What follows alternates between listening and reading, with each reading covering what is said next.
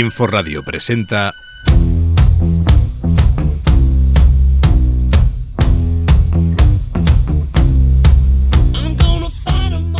Conozco a una profesora que dice que se levanta todas las mañanas y se lava la cara repitiéndose el mismo mantra: no hables de lo que no sabes.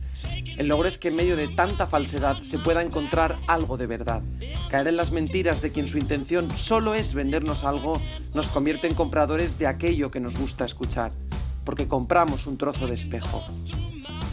Ese espejo que decía la Rodoreda, el que se rompía en 1000 pedazos y del que cada uno se quedaba una parte, la que lo reflejaba.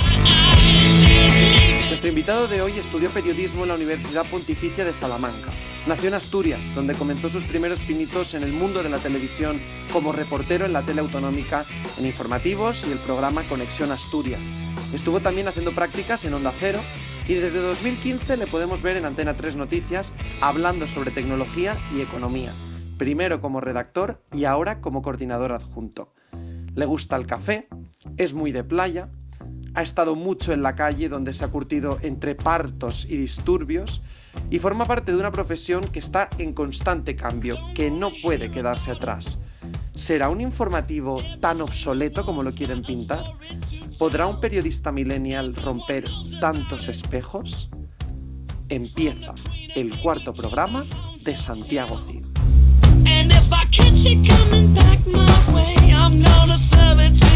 El cuarto programa con Luis Mira.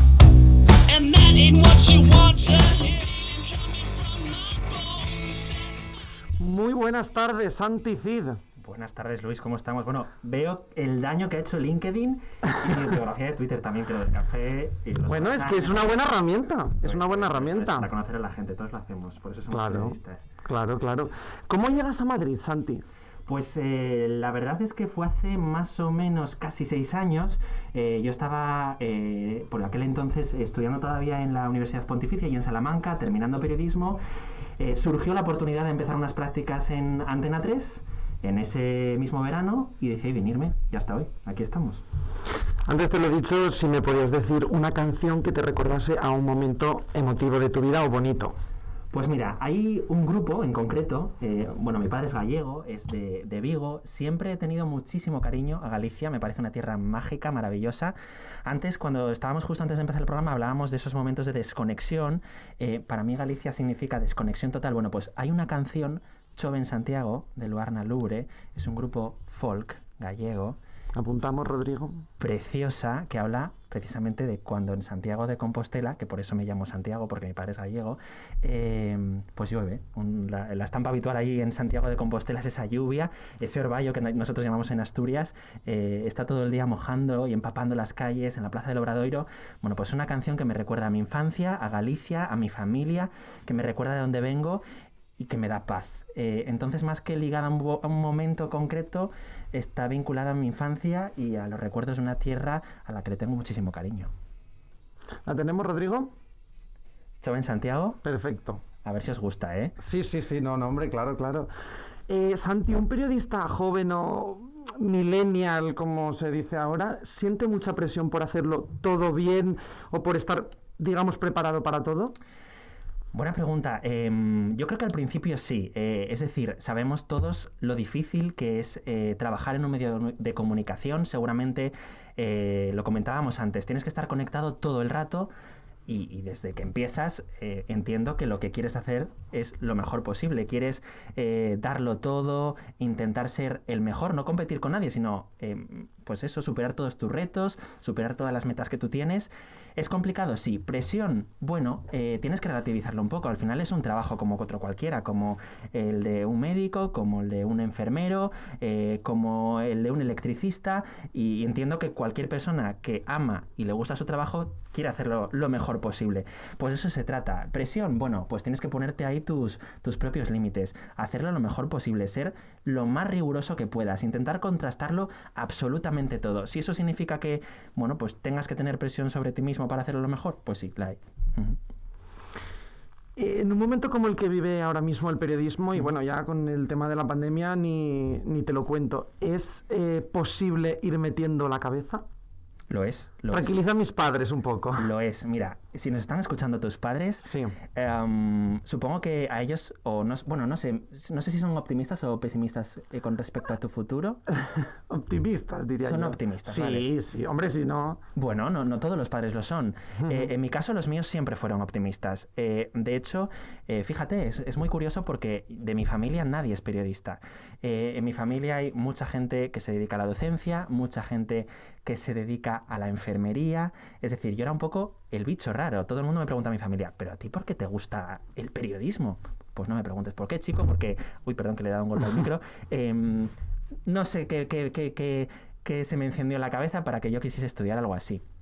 Entonces, bueno, lo que te decía, mis padres siempre me han apoyado. Cuando les dije que quería hacer periodismo, me dijeron, hombre, es un mundo muy difícil, muy complicado, no hay trabajo, pero Santi, tú vales, a ti te gusta, ¿por qué no lo intentamos? Y dije, pues venga, a estudiar periodismo. Y en la facultad, bueno, pues en la facultad siempre te animan, hay profesionales que llegan a la facultad y te dicen, oye, esta es una profesión muy bonita, otros que te dicen, ojo, que aquí no hay trabajo, no vengáis a hacer periodismo. Bueno, chico, yo para estos mensajes tampoco me los vengas. Ya sé que todas las profesiones son muy complicadas, sabemos que la tasa de paro en España, la tasa de paro juvenil es muy alta, es muy complicado encontrar un trabajo, pero primero vamos a intentar encontrar trabajo de algo que nos gusta. Ya luego habrá tiempo para cambiar, para buscar otras vías, pero sí, claro que es posible. El mío es un ejemplo y el de muchos compañeros que han estudiado conmigo. Mira, yo siempre soñé con trabajar en la tele, siempre. Yo de pequeño, esto no lo he contado muchas veces, de pequeño jugaba en casa a hacer telediarios, a hacer informativos. Con mi hermana, que por cierto es profesora, no se dedica nada a esto, bueno, pues yo a mi hermana, yo me sentaba en una mesa muy parecida a esta que teníamos en casa. Mis padres me compraron una cámara, mi hermana era la cámara, y yo le decía, Coba, graba. Y entonces yo me ponía a presentar el informativo y hacía noticias y presentaba, y luego eso se lo ponía a mis padres, los pobres que estarían hartos ya de escuchar mis vídeos y de mis vacaciones y de mis historias, se lo ponía en la tele y flipaban porque eran vídeos muy cutres, pero yo los montaba con el Movie Maker, con mis sintonías, con mis cabeceras. Era muy pequeño. Y mis padres, claro, hoy en día me recuerdan, oye, ¿te acuerdas de estos vídeos que hacías? Es que sabíamos que ibas a trabajar en la tele. Bueno, a ver, luego hay algo de suerte, hay muchísimo trabajo, muchísimo esfuerzo, pero sí que hay un sueño y hay una vocación. Y eso es lo más importante que te puede, con lo que tienes que vivir. Vivir de tus sueños es muy importante porque si tú quieres ser periodista, si quieres trabajar en la tele, lucha por trabajar en la tele, lucha por hacerlo lo mejor posible, por esforzarte, por trabajar lo máximo posible, porque eso es lo que te va a ayudar. Y muchas veces, yo lo veo ahora cuando vienen los becarios a Antena 3, ves quién tiene mucha ilusión y quién tiene menos ilusión. La ilusión es... Es que ves la cara, es el motor. Tú ves a un becario cuando llega, le ves los ojos y ya sabes si esa persona va a valer, porque tiene una predisposición a hacer de todo, a que le va a poner las máximas ganas, la máxima motivación a la tarea que le vas a encargar. Entonces, jolín, eso es muy, muy, muy, muy importante. Esas ganas, esa ilusión del primer día. Bueno, pues lo importante también es conservarlo, que a mí es lo que me pasa, que desde el primer día que llegué a Antena 3 y vi aquel plató, aquellos compañeros, aquella forma de trabajar, dije, ¡buah, qué pasada! Pues hoy me sigue pasando lo mismo cuando llego allí. Y disfruto muchísimo. Y digo, qué suerte tengo por estar en un sitio en el que siempre he querido estar. Y por aprender tanto, porque claro, en un medio de comunicación a nivel nacional la exigencia es muy alta. Claro, para estar ahí tienes que, pues trabajar mucho, esforzarte mucho. Yo, por ejemplo, tuve que ir a clases con una logopeda para aprender a hablar en televisión. Yo hablo muy rápido, como puedes comprobar, hablo mucho, muchas veces ni siquiera vocalizo, todo eso lo tuve que aprender. Y eso fue el principio, porque era la única manera de yo poder trabajar en un medio de comunicación así. Entonces, bueno, pues eso me sirvió para aprender, sigo haciéndolo todos los días, de mis compañeros, de los que llevan toda la vida en Antena 3, de los que llegan nuevos. En la tele es un trabajo muy, muy, muy en equipo y la verdad es que sigo disfrutándolo muchísimo. Tú empezaste como reportero en tu tierra natal, en Asturias. Uh-huh. ¿Cuánto te ha enseñado la calle? Todo, absolutamente todo. Ahora que por mi puesto no estoy tanto en la calle, no estoy en la calle, estoy prácticamente en la redacción o en mi casa, que con esto del teletrabajo y la pandemia es a donde nos ha llevado. La calle es que En el periodismo es lo más importante, estar en la calle, estar con la gente, ir a buscar historias. Fíjate, yo empecé en Onda Cero en Asturias, bueno, en la Nueva España, en primer lugar. Allí estuve en Sociedad. Eran historias, pues, un poco de todo, ¿no? De cultura, de obras de teatro, de gente que escribía libros. Bueno, eran como muy de entrevistas, no era tanta calle. Donde más empecé a hacer calle fue en Onda Cero, que era un poco, yo hacía de todo, iba al Parlamento, allí en Asturias, iba a hacer una entrevista a no sé quién, iba a un pleno del ayuntamiento. Entonces, esa política local y ese periodismo local de una ciudad pequeñita como es Oviedo, te enseña muchísimo. Además, claro, en esos medios de comunicación en los que hay muy poca gente, enseguida te tienes que poner las pilas porque tienes que hacer de todo. Tienes que ponerte delante de un micrófono sin saber nada, que doy las gracias de aquí a todos mis compañeros de Onda Cero que me dejaron ponerme el micrófono sin tener ni idea, y ellos apostaron por mí. Y lo mismo en la televisión de Asturias, en informativos. Allí fue donde hice mi primer directo y donde una persona te dice: Santi, ¿vas a hacer un directo? Y ¿yo un directo? Sí, que vas a hacer un directo. Y digo, venga, pues dale. Y lo mismo, también en Conexión Asturias, en reportajes más de calle, de nos vamos a la nieve, vamos a ver a una señora que ha tenido no sé cuántos animales, historias pues muy de pueblos rurales, pero que te enseñan tanto y conoces tantas historias bonitas por los pueblos de Asturias, que yo la verdad es donde más he aprendido. Luego, claro, en Antena 3 ya es otra historia, haces política, haces economía, haces temas a lo mejor mucho más profundos, pero es que yo para poder hacer eso he tenido que aprender muchísimo en los otros medios de comunicación y me ha servido muchísimo. Yo le he perdido el miedo a la cámara, por ejemplo, en la tele de Asturias. Ahí donde le perdí el miedo. Yo en Antena 3 llegaba más tranquilo porque ya había hecho y me habían dejado de hacer cosas en las otras teles. Uh-huh. Yo soy un chico muy tímido, aunque no lo parezca. ¿Qué límites tiene un reportero?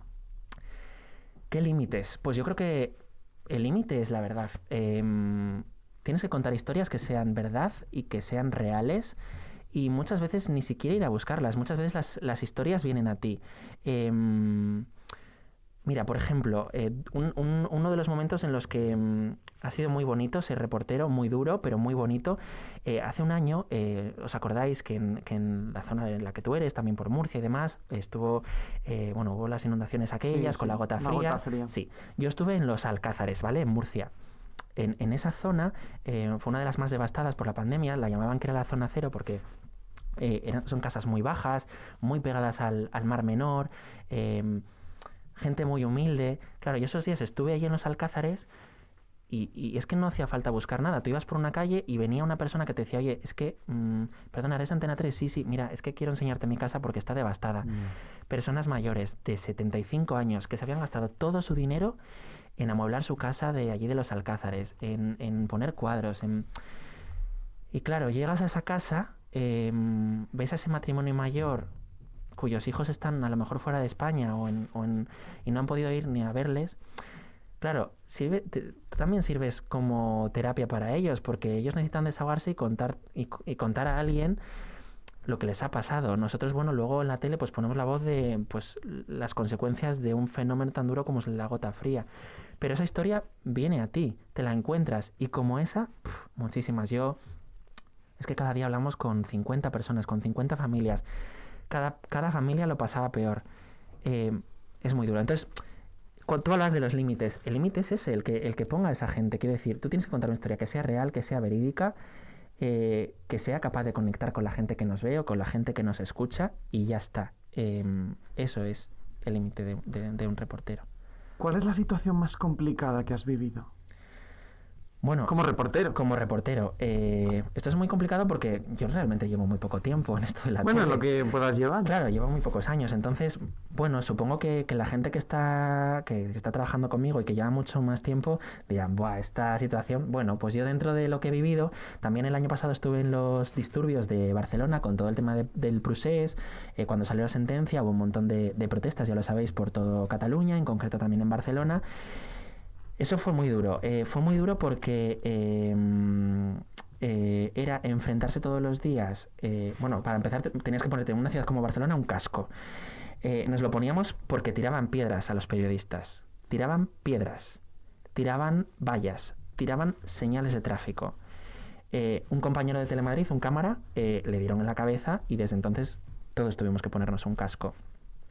Claro, que todos los días salgas a la calle a hacer tu trabajo y tengas que enfrentarte a insultos, a agresiones físicas, y ya que se metan te ven en la calle, te insultan, se meten con tu familia, te prejuzgan porque no saben qué es lo que piensas, te llaman de todo sin saber quién eres. Es muy duro, te lo aseguro. Lo tenemos. La imagen se ha vuelto a repetir. Todos los objetos nos vuelan por encima de nuestras cabezas. De vez en cuando seguimos escuchando esos sonidos de las cargas. Vamos a ver la imagen. Ahora mismo hay muchísimos agentes de la policía, de los Mossos desplegados. Aquí les han lanzado huevos, plátanos, botella de cristal. Les han apuntado con punteros láser, no solo a los agentes, también a nosotros. Fueron casi... ¿Cómo trabaja un periodista en esas condiciones? Pues aunque malamente, pero trabaja. Como puedes ver, podíamos hacerlo difícilmente. Es que escuchándolo, hace mucho que no escuchaba el vídeo, se me ponen los pelos de punta, porque fueron días muy duros, de verdad. Y no solo porque yo salgo ahí en la tele, pero es que conmigo iba un cámara, Manolo. Fue con la persona con la que fui todos los días. Manolo, en una de las calles donde se producían los disturbios, Manolo se metía entre las piedras, entre la gente que tiraba de todo, a poder grabar la mejor imagen. Y yo muchas veces lo perdí de vista. ¿Tú sabes lo mal que se pasa cuando un compañero al que quieres tanto no sabes dónde está y no sabes si le han dado con una piedra? Eso es lo peor de todo. O sea, evidentemente teníamos que sacar el trabajo, pero es que la parte del compañerismo y todos los compañeros que estábamos allí trabajando era lo que peor llevábamos. Oye, ¿cómo estará esta persona? O escuchabas, oye, que han dado a no sé quién. Al final es que la información evidentemente es importante y tienes que darla, pero es que lo peor de todo era pensar eso, si le había pasado a un otro compañero. Sacar la información la sacas, con muchas complicaciones, evidentemente. Yo he estado en una plaza, me han intentado quitar el micrófono, me han insultado. ¿Me han dicho manipulador? Me han dicho manipulador, Televisión Española manipuladora, eso en todos los directos, sin escuchar ni siquiera lo que decían.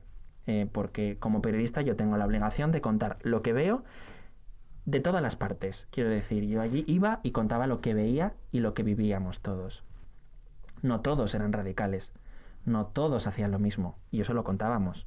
Ahora bien, si luego estaba en un directo y venían 20 jóvenes a por mí a quitarme el micrófono, pues es que se veía, yo no tenía que contar nada. Al final yo les decía, oye, dejarme hacer mi trabajito en este minuto que tengo, porque al final, jolín, vais a quedar peor vosotros. Yo solo vengo aquí a hacer mi trabajo, nada más. O sea, yo vengo a hacer mi trabajo. Y no solo quitan micros, sino que también, ya sabes por dónde voy, ¿no? Sino que también enseñan cosas. Enseñan cosas. Eso... Cuéntanos la anécdota del Fairy. Es una anécdota que ahora lo veo muy gracioso, pero bueno, es verdad que en su momento fue todo como porque me empezó a escribir la gente. Yo estaba en la plaza de Sant Jaume haciendo un directo en una manifestación de jóvenes. Serían jóvenes que tendrían 16, 18 años, o sea, mucho más jóvenes que tú o que yo. Y entonces nada, yo hice el directo, o sea, me puse a hacer el directo, les dije, oye, voy a hacer un directo, podéis poneros donde queráis, con que no me molestéis para poder hacerlo, yo os lo agradezco. Sí, ta. Entonces nada, me puse a hacer el directo. En ese momento, yo cuando empiezo a hablar, se ve a un chaval por detrás que va enseñando una botella de Fairy, como dispuesto a vertérmela encima. No lo hace. Era como un juego que hacían porque, pues eso, a todos los periodistas nos señalaban muchas veces con Fairy cuando íbamos por las manifestaciones. Yo en ese momento no lo vi, ni siquiera al cámara, estábamos muy pendientes del trabajo que teníamos que sacar. Más adelante empezaron a sacarlo los digitales, en Twitter. Oye, me escribió mi madre que me ha pasado una amiga un enlace de que ha salido con el Fairy, y yo, bueno, ya os lo explicaré, tal, no tenía tiempo. Y esa fue la anécdota. ¿Es difícil trabajar? Sí. Pero es que es el trabajo nuestro, quiero decir, tienes que enfrentarte a estas situaciones y esto te hace aprender muchísimo. Claro, yo normalmente estaba acostumbrado a hacer un directo sabiendo lo que tenía que decir, en un sitio yo seguro, tranquilamente. No es lo mismo a que tengas a 50 personas alrededor llamándote de todo, pues aprendes también. ¿Qué hicimos? Bueno, pues intentamos un poco protegernos. Por ejemplo, en Villa Laietana estuvimos haciendo directos desde un balcón, enseñando todos los incidentes desde arriba para intentar un poco también protegernos a nosotros y poder enseñar lo que estábamos viendo, y nos repartíamos. A veces estábamos uno en la calle, otros en el balcón, y de esa manera, bueno, pues intentábamos salir como podíamos y hacer el trabajo de la mejor forma posible. insisto, el trabajo de los cámaras y del resto de compañeros que están en Barcelona fue excepcional. Nos apoyamos muchísimo en unas semanas muy duras y eso fue lo mejor que me llevo de entonces. ¿Cómo es trabajar con Sandra Golpe y Vicente Vallés? Buah, pues una maravilla. Bueno, os lo podéis imaginar. Yo no sé si será el sueño de cualquier periodista. Cada periodista tiene, pues eso, un compañero, un periodista al que admirar. Bueno, pues es que somos muy afortunados todos los que trabajamos en esos dos equipos. Sabéis que Sandra es la directora del informativo de las 3. Sandra, bueno, aparte de ser una persona maravillosa, tiene una cosa que es que nos ha dado oportunidades a muchos.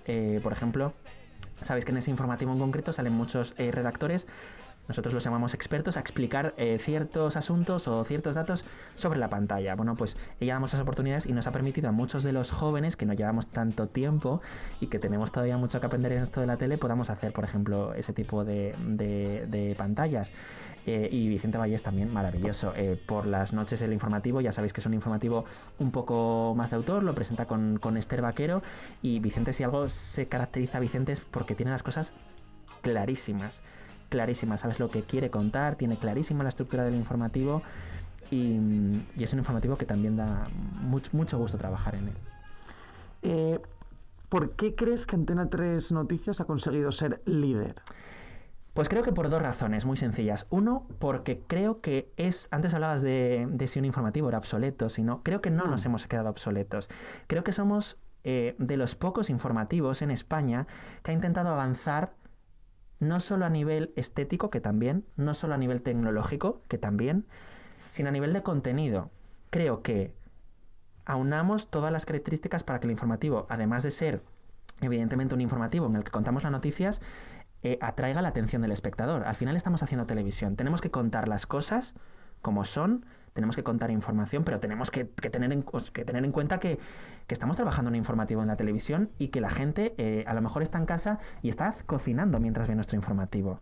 Entonces tienes que darle pildoritas para que esa persona que está cocinando o que está cuidando de un padre que está cuidando de su hijo en casa se quede y nos vea.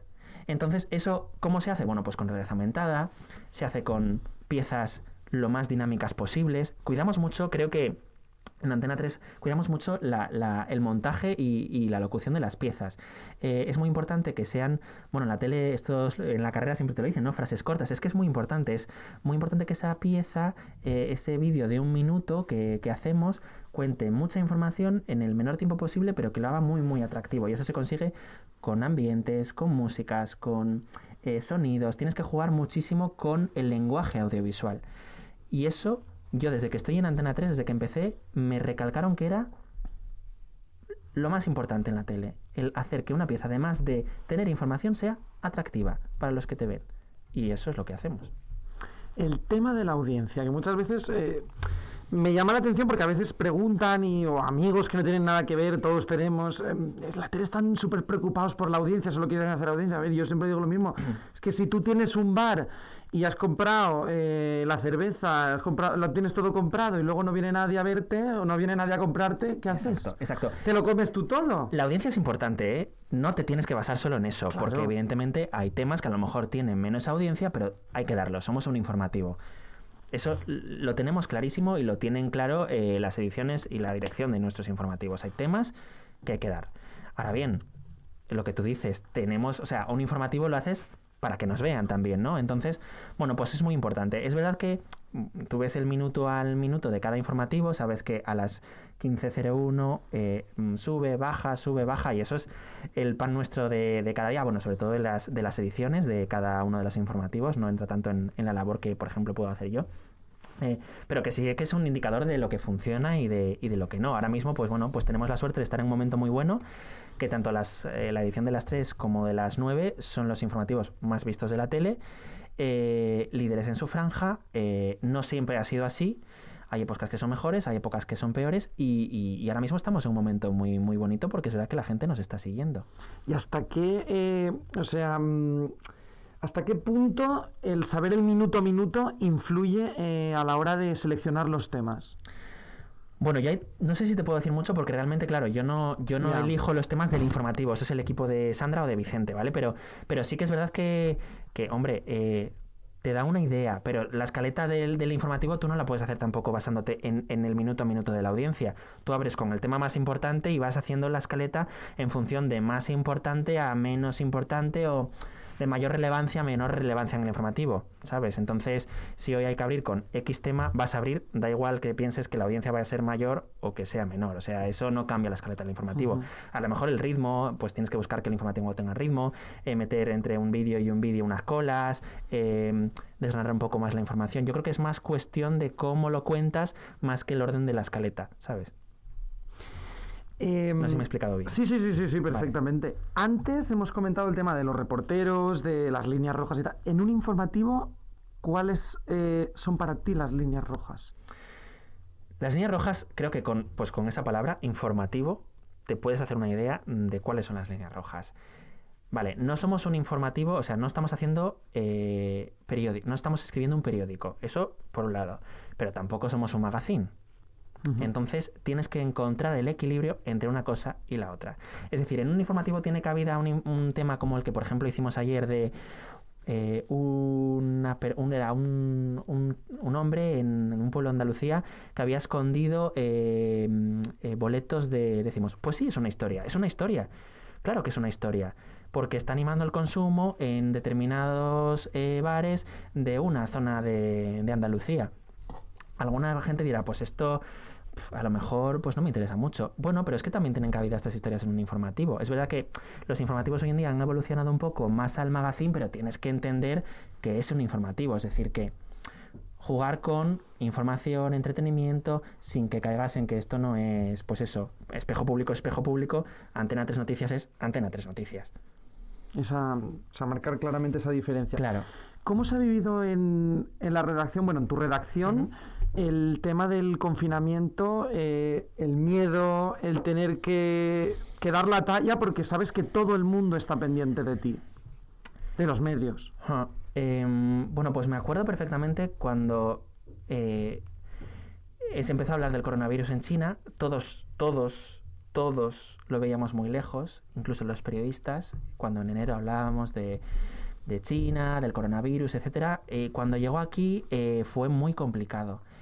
Cuando empezaron los muertos, cuando empezaron los ingresos, cuando empezaron los aplausos sanitarios, cuando estábamos todos confinados en casa y nosotros teníamos que ir a trabajar, fue muy duro. Todos los periodistas también tenemos familias, también tenemos gente mayor en casa. Yo tengo una abuela que tiene 94 años y que vive sola en Asturias. Claro, cuando te llegan los datos de muertes, los datos de quién puede coger el COVID, es muy difícil ponerte a hacer una pieza sabiendo, y ha pasado, hay mucha gente que se ha puesto a hacer una pieza sobre muertos de coronavirus y que tenía gente ingresada en un hospital, gente en residencias. Creo que es lo más duro que le puede pasar a un periodista, el tener que hablar de un tema que le puede tocar. Y en este caso, claro, nos toca a todos, y a los periodistas también. Entonces, si tú tienes a un abuelo en una residencia y estás hablando que las residencias son un sitio en el que se está muriendo la gente, yo dirías que estaba viendo el informativo en la tele, o sea, allí viéndolo, y se me escapaba alguna lágrima. No sé si de impotencia, no sé si de lo estamos haciendo bien o no, no sé si por el tema personal, pero pasaba. Y luego llegabas a casa y doy fe de que no soy el único que no podía dormir. A lo mejor porque eso, pues estamos hablando todos los días de asumir una serie de datos y de cifras muy difíciles de digerir y sin saber pues si tu familia está bien, si no, y es complicado, es muy complicado. Reconozco que yo creo que es uno de los momentos que peor lo hemos pasado los periodistas. Estoy seguro porque ha habido lágrimas compartidas, ha habido charlas compartidas y decir, qué difícil, venga, hay que tener la mente fría, vamos a contarlo porque la gente necesita saber lo que está pasando y ya luego pues entre nosotros hablamos y ya nos tranquilizamos o vamos a casa y lloras, tienes que hacer tu trabajo, esto está claro. Pero bueno, claro, no somos los periodistas no somos gente de piedra, o sea, somos como tú, como el que nos escucha en casa, como la señora que está limpiando en un centro de salud, somos iguales. Claro. Y nos afecta de la misma manera. Y como esto te digo, pues hay mucha gente que tiene sanitarios, yo mi madre es enfermera, pues imagínate, gente que tiene también familias que están limpiando en residencias, gente que ha estado en primera línea. Y tú estás diciendo que la gente en primera línea se está contagiando. Es muy difícil de digerir.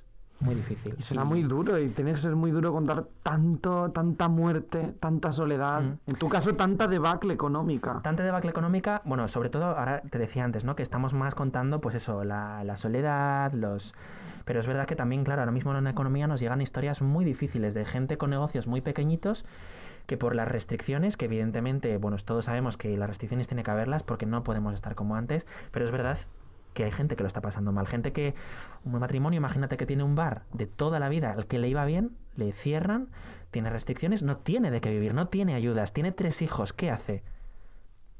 O el caso que veíamos también en Telemadrid, no sé si lo viste, de un hombre que en una empresa familiar que tenían varios autobuses y tenían que estar vendiéndolos todos porque no podían salir adelante. Pues como esa historia, todos los días. Y claro, nos parece que nos estamos acostumbrando a que esto sea el pan nuestro de cada día, porque esto antes no pasaba. Cada día contamos historias malas de gente a la que le está pasando factura la crisis económica. Nos estamos acostumbrando, puede ser. No sé si la culpa la tenemos los medios de que, bueno, pues hoy otra persona que cierra su bar, hoy otra persona que cierra su negocio, pero es que no nos podemos acostumbrar. Esto está pasando por culpa de una pandemia.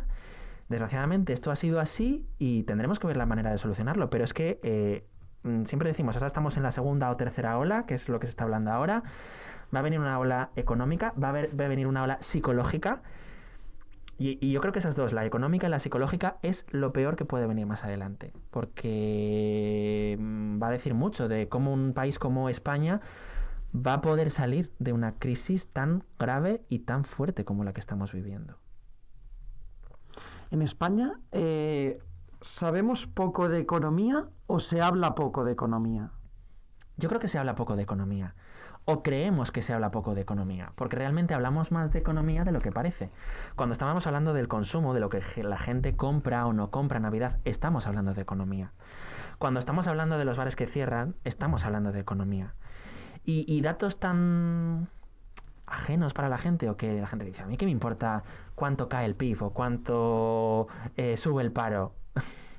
A ver, esto lo damos todos los meses, las previsiones del gobierno, las previsiones de la Unión Europea, las previsiones de muchísimos organismos internacionales, de momento no pintan bien para nuestro país. Es uno de los países que, bueno, pues tenemos una forma de... O sea, nuestro país vive muchísimo de la economía, en concreto islas como Canarias o Baleares, que su economía vive mayormente de los británicos o de los alemanes que vienen aquí a visitarnos. En cuanto eso se ha parado, se ha demostrado que en nuestro país ese modelo, si pasa algo de esto, no funciona.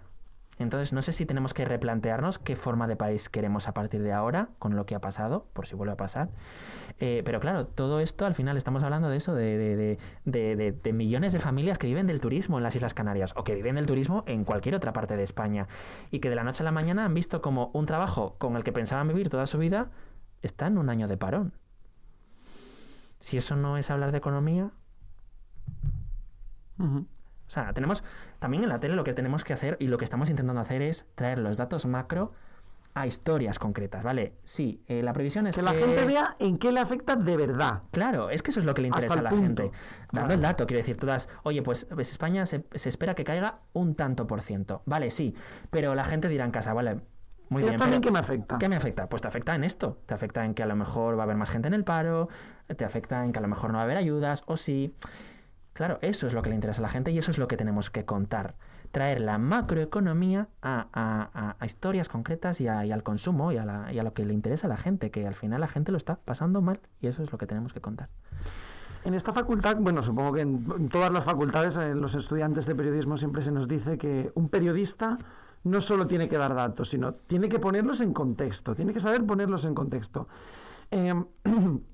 Un periodista, ¿cómo puede interpretar esos datos económicos y encima querer contarlos con un lenguaje claro que le llegue a la gente? O sea, ¿cómo los puede interpretar sin caer en la subjetividad? ¿O crees que es difícil? No, no es difícil, claro que se puede hacer. Interpretar un dato es, bueno, no te voy a decir aparentemente sencillo, pero bueno, poner en contexto quiere decir, pues, por ejemplo, hablamos del salario mínimo, que ahora estos días está hablando de si sube, si baja, estamos con las negociaciones con el gobierno. Bueno, pues, ¿cómo se pone en contexto una posible subida del salario mínimo interprofesional? Hablando del salario en otros países. ¿A cuánto está? ¿Dónde ha subido? ¿Dónde ha bajado? ¿Qué están haciendo el resto de Europa? Eso es poner en contexto para que la gente se haga una idea de, bueno, de qué se está haciendo en otros países. Eso es contextualizar. Y como eso, otras muchas cifras. Al final es dar a la gente las claves para que ellos saquen sus propias conclusiones. ¿Sabes? Eso que dice Ana Pastor en el objetivo de estos son los datos, suyas son las conclusiones. Es que es así, es que nosotros contextualizamos dando más datos. O sea, te damos un dato y dices, ya, pero es que... Porque tú puedes decir, España cae muchísimo, ya, pero si el resto de países caen muchísimo también, pues muy bien, es que claro, pero no. Estamos diciendo que España cae mucho, los otros países caen mucho, pero España cae más que el resto. ¿Qué pasa? ¿Cómo se contextualiza eso? Bueno, pues explicamos. Es que, claro, nuestro país es que el 13% del PIB depende del turismo. Hay muchísimas familias viviendo de esto, lo que te contaba antes. Pues, vale, pues la gente ya entiende en casa es que a lo mejor el modelo que tenemos de país, el modelo económico y de ingresos en nuestro país depende mucho de ese sector. Si ese sector se va al traste, nuestra economía va a sufrir mucho más que la de otros países que no viven tanto del turismo. Eso es contextualizar.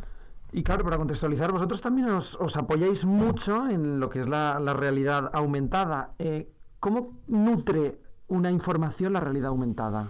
Pues mira, yo creo que la realidad aumentada tiene que servir siempre para explicar algo, ¿vale? No vamos a poner una realidad aumentada por que sea muy mona. Porque se vea. Claro, que evidentemente es muy lúcida y está muy guay cuando lo ves en la tele y dices, ¡guau! Cuando Vicente Vallés entra en el palacio de... Sí, exacto. Que por cierto decir que tenemos un equipo de grafismo y de realización maravilloso, porque detrás de esas realidades aumentadas hay muchísimo trabajo, se encarga, se piensa, pero siempre tiene que servir para contar algo. Ahora, por ejemplo, hemos hecho el dispositivo, lo último que se ha hecho es con el tema de las elecciones de Estados Unidos, no sé si lo habéis visto. Uh-huh. Se ha hecho como una especie de set virtual dentro de la propia redacción y servía, pues poníamos el mapa con todos los estados clave y utilizábamos para contar esa información. Lo mismo, uno de los expertos que hice hace tiempo, que era, por ejemplo, con el tema de los pisos Colmena, que son los pisos estos chiquititos que se supone que son más baratos para vivir, bueno, pues lo haces en escala real. Yo que soy bajito, pues se veía perfectamente como el piso Colmena era más bajito que yo. Pues eso la gente dice, ostras, es que claro, que es un piso muy pequeñito, claro. ¿La rapidez y la inmediatez es algo malo para el periodismo? Para nada, para nada. Tenemos que ser más rápidos que nunca, ya lo sabéis, ya incluso, porque antes se hablaba de que la prensa escrita no tenía por qué ser rápida, era para el día siguiente, pero es que ahora con los digitales, quiero decir, el mundo del país tiene que ser inmediatos. Lo que has contado por la mañana, por la noche ya es otra cosa. Adiós, muy buenas. ¿Qué pasa? El reto ahora es ser rápidos, pero ser rápidos en contrastarlo. O sea, de hacer la llamada, pero sale y ya. Tienes que contrastarlo. Ese es el reto, tener los contactos necesarios para que te puedan confirmar y contrastar esa información. Esta mañana, por ejemplo, lo habéis visto que sacaba el diario Ara que el rey emérito, don Juan Carlos, decían que estaba ingresado en un hospital con COVID. Enseguida ya se empezaron a desmentir esa información. El rey ha mandado un comunicado a Espejo Público y creo que a otro medio de comunicación para decir que él no iba a venir a España. Se empezó a hablar, pero eso es que hay que contrastar esa información y al final pues se ha visto que no era verdad. No puedes lanzarte a decir, oye, no, es que lo saca otro medio de comunicación, vamos a darlo. No. Es que esto vamos a contrastar una información de la Casa Real que no es siempre fácil, es digamos el sitio donde a lo mejor es más difícil contrastar la información, pero bueno, se intenta, se hace y luego si la tienes, pues lo publicas.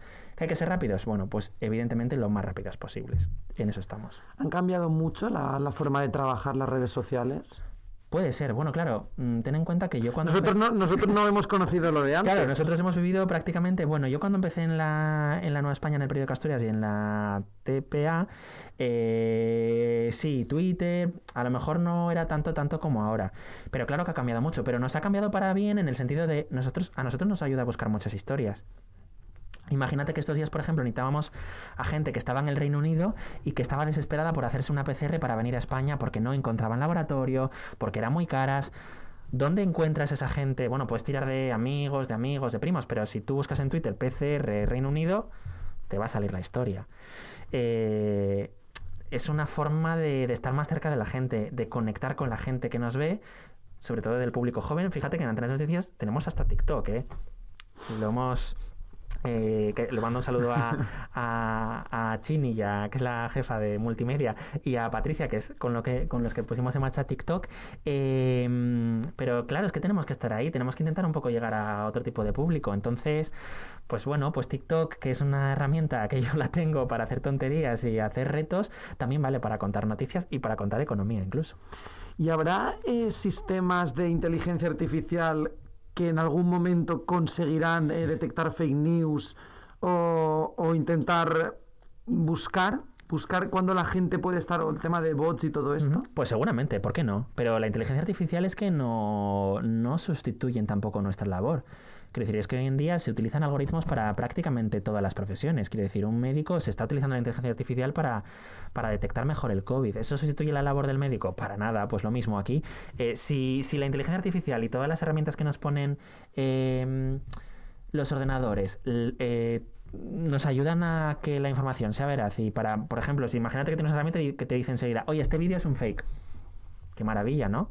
Entiendo que para esto tienen que estar muchos periodistas detrás. Hace poco, creo que fue en septiembre, salió el tema de la BBC de que no querían que sus periodistas publicasen sus opiniones en las redes sociales. ¿Tú qué piensas de todo eso?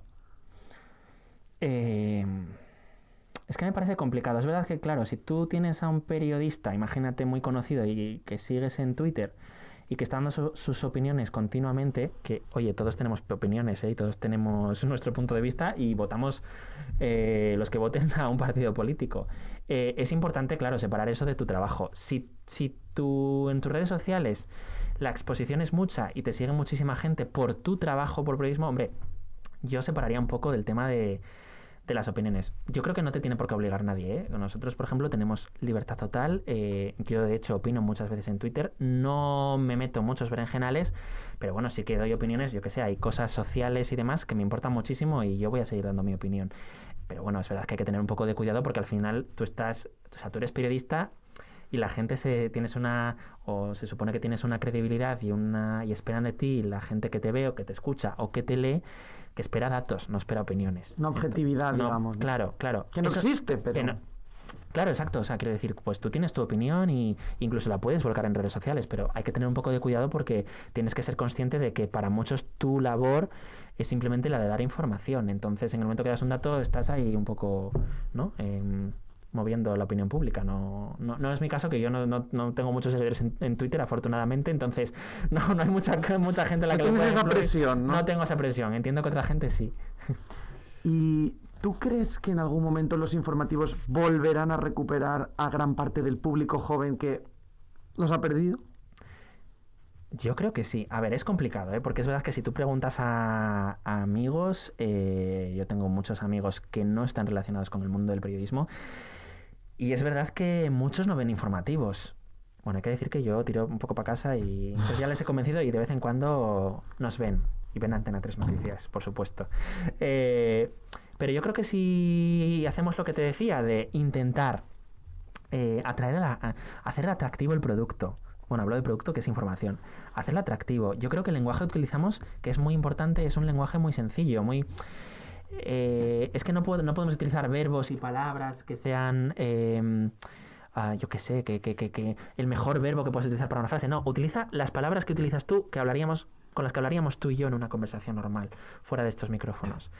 Evidentemente somos periodistas, tenemos que cuidar un poco el lenguaje, pero tenemos que ser claros, sencillos y utilizar el lenguaje que los jóvenes usan. Entonces, si se habla de crash, vamos a hacer un vídeo en el que a lo mejor expliquemos qué es lo de qué es el crash. ¿Qué es un crash? ¿Qué es un crash?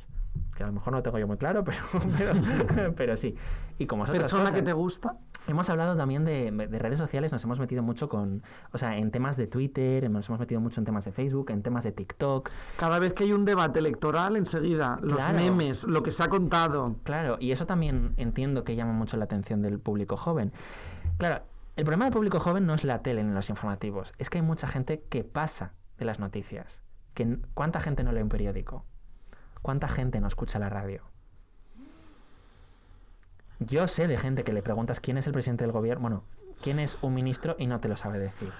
No, pero es que hasta Entonces, el presidente del gobierno también hay gente... Pero creo que entonces es otro problema, no es un problema de consumir tele o no, porque yo creo que es verdad que los jóvenes sí que siguen viendo la tele, y si hay algo, claro, ha cambiado mucho la forma de ver la tele en cuanto a las series. De hecho, por ejemplo, pues en Antena 3 tenemos muchísimas series que luego también las ponemos en, pues ha pasado con Veneno, en A3 Player, ha pasado con La Valla, que lo ha petado también en Netflix.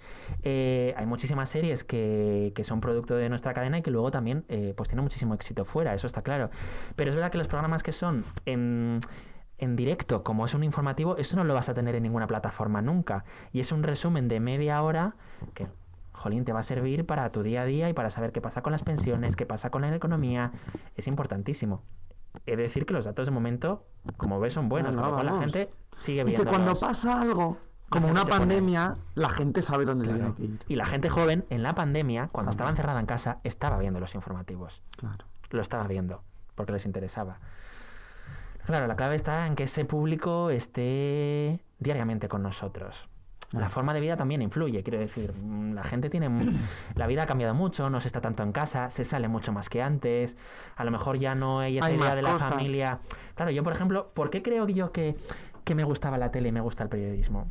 Yo me acuerdo de cuando estaba en mi casa con mi familia, mis padres siempre han visto el telediario, el informativo. Normalmente sí que es verdad que poníamos Antena 3, también he visto la 1 tal, pero es verdad que siempre, yo me acuerdo de ver a Lourdes Maldonado, un abrazo para Lourdes, que la quiero muchísimo, pero es que me acuerdo de ver a Lourdes Maldonado en la tele y me encantaba escuchar crónicas internacionales, Ricardo Ortega cuando estaba en Nueva York, y es algo que me gustaba muchísimo. Y yo era una persona que era un niño y me encantaba. Y mis padres tampoco eran muy de leer todos los días el periódico ni nada. Pero es verdad que esa cita diaria con la tele, con el informativo, lo hacían. Y claro, imagínate también lo que... aprendes. Claro, y aprendes muchísimo, por supuesto. Imagínate lo que es eso, ver a Lourdes Maldonado ahí, una persona a la que admiras muchísimo y luego poder trabajar con ella.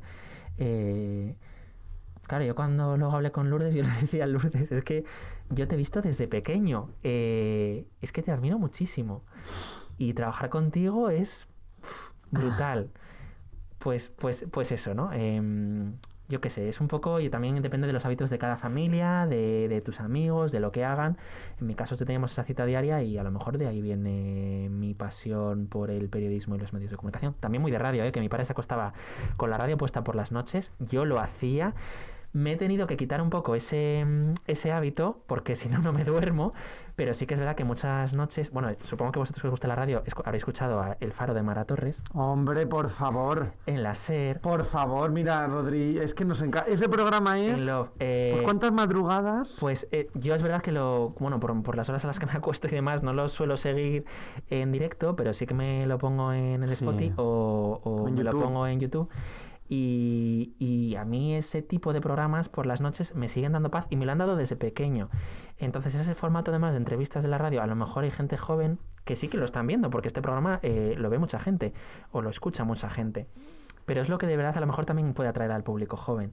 Historias de, yo qué sé, yo me acuerdo de la entrevista de Jaime Lorente, que es una persona a la que yo no conocía más que por su papel en La Casa de Papel y poco más. Me sorprendió muchísimo la entrevista porque es gente que a lo mejor es famosa pero que tiene mucho más que contar, en este caso pues que es cantante, es escritor, escribe poesía, y de ahí de hecho me llevó a verlo en el Teatro Kamikaze, una obra de teatro de Matarcansa, que lo fui a ver hace poco, maravillosa. Entonces, claro, te ofrece la posibilidad de conocer a personajes famosos que entre la gente joven se habla y conocer otras historias, y a lo mejor hablar de escritura, de poesía. Entonces, eso también es importante, tener a esa gente como referente entre los jóvenes, ¿no? Así que merece, por favor, escuchar la radio, ver la tele y también leer los periódicos y la prensa, aunque sea en digital. ¿Tú crees que cuando tú y yo seamos muy mayores... No queda nada para eso, ¿no? Bueno, queda más que sí queda. A ver, que luego lo ves y dices, mira, ya ha pasado, pero que sí, hombre, queda, que somos jovencitos, que tú tienes la edad de mi prima Noelia, que te lo he dicho antes. Es verdad, no lo vamos a decir aquí, pero sí. ¿Tú crees que cuando nosotros seamos mayores las noticias nos las contarán los robots? Que va. No. No. ¿A ti te gustaría que un robot te contase una noticia? A mí no. Ni que hubiesen tertulianos robots, O sea, tampoco. pon a Matías Prats, o a Sandra, o a Vicente, o a Mónica, y pon a un robot al lado. Quiero decir, tú necesitas a alguien que sea como tú, que te cuente las historias como solo ellos saben hacerlo. Es que, vamos, pero es que ni dentro de 100 años ni dentro de 200, que eso no va a pasar. Que los robots no van a Es sustituir. que la vida da muchas vueltas, No, puede ayudarnos la tecnología a trabajar mejor, y de hecho nos lo está haciendo, pero no nos pueden sustituir, y menos en la tele o en la radio o en un periódico. O sea, no. Por un robot, por mucho que le enseñes a escribir, no va a escribir o no va a saber contarlo también como lo hacen los profesionales que sí que son profesionales. Ujú. O sea que eso no lo veremos. ¿Tú cuál crees que es la asignatura pendiente de los informativos de este país? La asignatura pendiente de los informativos de televisión o de De este país. Pero de tele, Sí. en concreto. Sí. De tele en concreto. A ver, yo creo que, claro, es muy difícil profundizar en muchos temas. Pero es una cuestión de tiempo, ¿eh? A mí me encantaría profundizar, yo qué sé, si hablas de economía, tener más tiempo para hablar de economía. O tener más tiempo para hablar de la crisis, de las previsiones de Bruselas o del coronavirus. De hacer reportajes más en profundidad, ¿no? ¿Qué pasa? Que claro, el informativo dura 35 minutos, 40 minutos, media hora, y el tiempo es el que es. Entonces, es verdad que a veces podemos pecar un poco de ser demasiado rápidos o de contar todo muy rápido. Al final tienes que dar una información en un minuto. No sé si es eso lo que me preguntas, porque realmente luego tienes otro tipo de programas que sí que están para suplir esa profundidad, ¿no? Entonces, yo que sé, en Antena 3 Noticias hemos hecho durante el coronavirus una serie de especiales para intentar explicarlo mejor, tener un tiempo un poco más pausado para hablar con más expertos, hacer entrevistas. Entonces, bueno, pues lo intentamos suplir con otro tipo de programas que permitan ese formato. Es verdad que los informativos son muy rápidos, pero es que la tele es así. ¿Tú crees que la prensa es el cuarto poder? Lo es. Claro que lo es. La prensa tiene mucho poder en el sentido de que tú estás condicionando la opinión o los datos de mucha gente que te está viendo. Ten en cuenta que un informativo como Antena 3 por la noche puede tener 3 millones de espectadores. En el momento que tú llegas a tanta gente es inevitable, sin quererlo, tener poder. Pero no poder... No es un poder de influencia que queremos tener nosotros, un poder, no, al revés, es que tienes que tener, al revés, ese poder te tiene que llevar a la responsabilidad, a darte cuenta que tienes tanta gente delante que tienes que ser lo más riguroso posible, porque estás dando un dato a 3 millones de personas. Como te equivoques en ese dato, la has cagado. ¿Y si no pides perdón? Bueno, que también uno se equivoca. Y nos equivocamos y nos hemos equivocado y hemos pedido perdón, por supuesto, pero hay que ser conscientes de la responsabilidad que tenemos. No es este dato, esta información, te la paso y ya está. No, es que no es tu amigo Paco, no es Luis, es que estás hablando a 3 millones de personas. Entonces, responsabilidad, sentidiño, como dirían en Galicia, es lo que hay que tener. Pues mira, ahora te voy a decir yo unos cuantos nombres y quiero que tú me digas, no sé, un eslogan, una palabra, lo primero que te venga. Venga, perfecto. ¿Vale? Venga.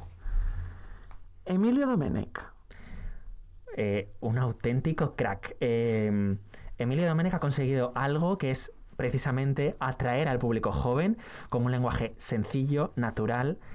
Ha hablado de la selección de Estados Unidos bailando reggaetón. Lo hemos visto en su casa. O sea, era él, un micrófono, una cámara de la leche, porque tenía... O sea, yo me fijaba y digo, pero ¿qué fondos tiene este chico aquí puesto? O sea, tenía un plató montado en casa y me parece muy difícil conseguir lo que él hace. Es decir, que una información tan difícil de explicar como es las elecciones en Estados Unidos y cómo funciona el proceso electoral, que es muy complicado, lo hemos visto estos meses, lo ha sabido explicar como si fuese algo, pues como eso, como ir a bailar a una discoteca. Entonces...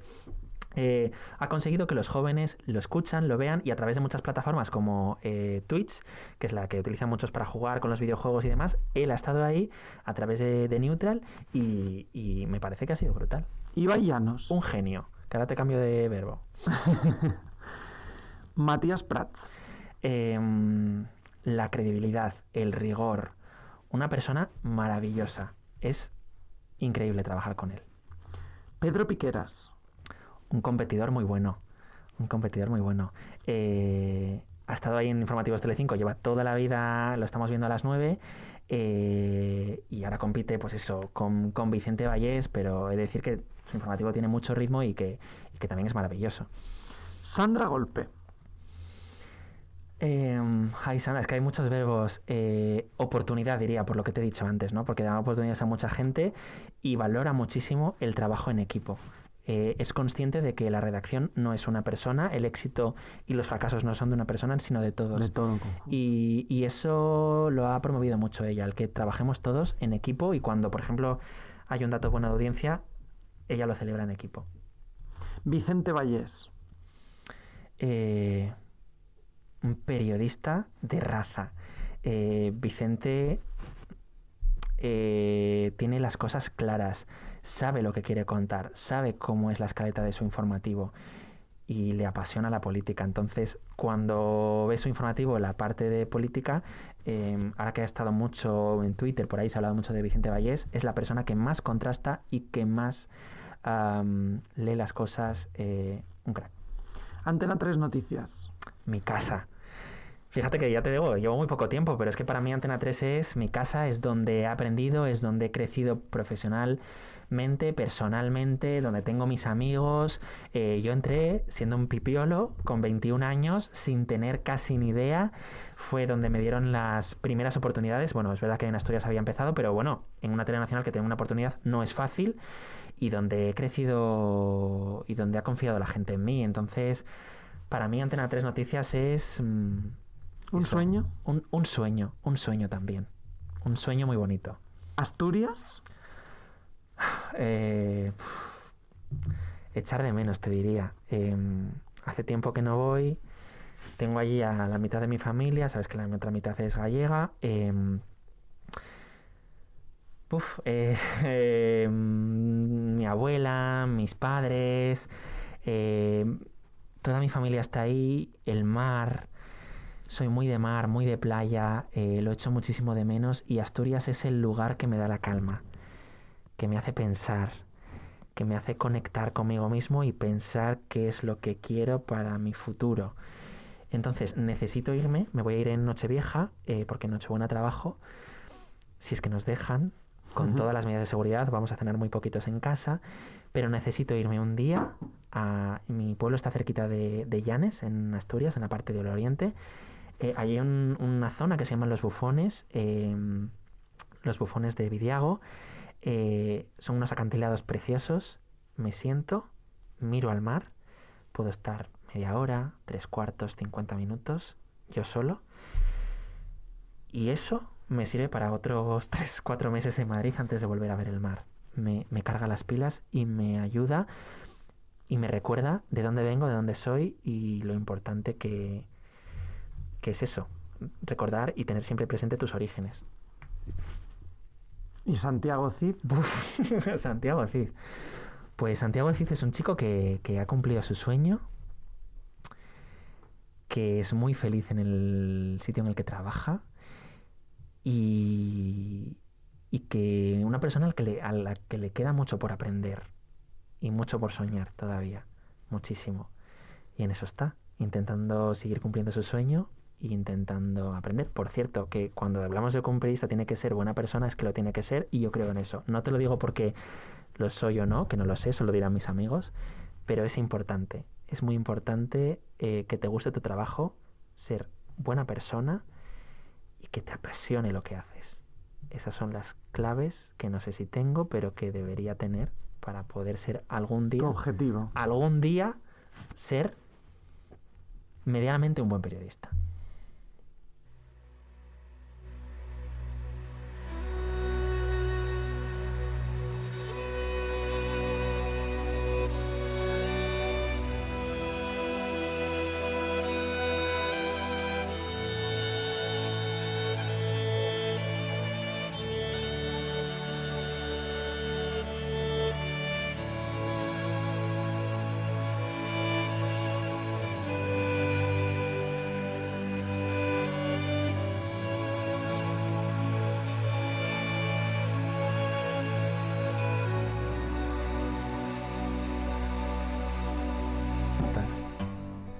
Aquí venía la parte bonita, que es cuando empiezan a cantar. Qué bonito. He cerrado los ojos medio segundo porque de verdad que me transporta a Galicia. Me transporta a mi otra parte de la familia y me recuerda otra vez de dónde vengo y de dónde soy. Galicia para mí es lo mismo que Asturias, es el sitio de reconectar, es el sitio de cargar pilas, es el sitio del mar, es el sitio de celebrar todos los... ¿Dónde te encuentras? Donde me encuentro. Todos los avances que he hecho profesionalmente los he celebrado luego allí. Mira, y a Galicia este año... Por eso se me ponen los pelos de punta, te lo juro, porque este año no he podido ir a ver a mi familia a Galicia en verano por las circunstancias. Iba todos los años, también iba a Nochevieja, este año no va a poder ser. Y esta canción me la pongo todas las semanas. Todas las semanas me pongo alguna canción del Barna Lubre, me relaja muchísimo. He ido a un concierto que dio este grupo, ya te digo, es un grupo muy conocido ahí en Galicia, ¿eh? He ido a un concierto en Portonovo, cerca de Sanxenxo, hace tiempo, en una playa, muy bonito. Y eso es la paz, es la desconexión total y el volver a tus orígenes y recordar una infancia muy bonita. Ayer le dije a una amiga, ¿tú qué le preguntarías a un chico que es periodista y que trabaja en informativos? Y ella siempre piensa que yo se lo pregunto porque me quiero como reír o algo, pero es que Sí, que le parece, no tiene ni idea. ¿Te parece interesante a alguien que no conozca a lo mejor el mundo, ¿no? Preguntar a una persona? Sobre todo ella, que es una amiga mía, que es Mireia, que no creo que esté viendo esto, pero que yo se lo agradezco desde aquí. Y me dijo una cosa tan sencilla y dije, oye, pero qué importante es eso, ¿eh? Uh-huh. Me dijo, pregúntale si tiene ilusión cuando se levanta para ir a trabajar. Hombre, por supuesto. Y además eso, el día que se te termine la ilusión para levantarte e ir a trabajar, plantéate las cosas. Evidentemente, yo todos los... Bueno, a ver, hay días que el día nublado... A ver, esto como todos los estados anímicos son muy diferentes, pero voy a trabajar todos los días. Es que para mí es un sueño, entonces me parece ahora mismo una locura decir que no me gustaría trabajar un día. Es que si es tu sueño... O sea, yo todos los días no solo es que me levante y tenga ganas de ir a trabajar, sino que muchas veces cuando estoy allí me paro 2 segundos y digo, Santi, que estás trabajando aquí. O sea, estás trabajando en un medio de comunicación nacional, en la tele, que era donde tú siempre querías de pequeño. O sea, si tú lo piensas... Estás cumpliendo tu sueño. Sí, si tú lo piensas, pero es que muchas veces no eres consciente de eso, porque es tu trabajo. Entonces, como es tu trabajo, ya lo has asimilado. Pero hay días que yo me paro a pensar, y mis padres me lo recuerdan, Santi, es que estás cumpliendo tu sueño, es que estás donde tú querías estar. Y digo, pues sí, la verdad es que sí. Entonces, miro Sabéis que la redacción de Antena 3 es una redacción abierta, tenemos el plató donde trabajamos. Entonces te pones a mirar las cámaras, aquel plató, las pantallas, las luces y dices, joder, qué maravilla y qué suerte tengo de estar aquí y de poder seguir aprendiendo en un medio de comunicación con las oportunidades y con los medios técnicos que hay aquí. Es que eso no lo vas a tener nunca más, no lo voy a tener nunca más en la vida. Entonces hay que aprovecharlo al máximo y ir con ilusión todos los días. Eso se lo digo a los que vienen, ¿no? Todos los días. Si vienes con ilusión, ese es el primer gran paso de que tu futuro va a ser prometedor. Ilusión lo que nos ha hecho a nosotros hablar contigo, Santi, de verdad. ¿Te lo has pasado bien? Me lo paso fenomenal, me habéis puesto sonidos y preguntas que a lo mejor hacía mucho que no recordaba. Me habéis preguntado además de todo, de la tele, de mi tierra, preguntas como esta de Mireia, a la que le agradezco de corazón, porque es verdad, es importante esa pregunta. Y me lo paso fenomenal, me gusta mucho, que me habéis llamado a mí, que yo no soy nadie y que no me conoce nadie y que pues soy simple periodista de una tele en una cadena, y me gusta mucho que una universidad pública como esta apueste también por este tipo, que podáis tener un programa en el que entrevistar a gente que consideréis que es interesante y que puede aportar algo sobre todo a los estudiantes que están aquí haciendo periodismo, porque de verdad es una de las etapas más bonitas y la gente yo creo que necesita un poco de una dosis de optimismo, porque es que es posible soñar, es posible trabajar donde tú quieres, solo hay que esforzarse bastante y tener un poquito de suerte, un poquito, pero si sueñas y te esfuerzas, de verdad que la vida está llena de oportunidades y que se encuentran, se tardará más, se tardará menos, pero es posible. Muchísimas gracias. Ojalá nunca pierdas esa ilusión que te veo. El día que la pierda me pegáis un toque, ¿vale? Vale. Gracias a todo el equipo que estáis aquí en InfoRadio.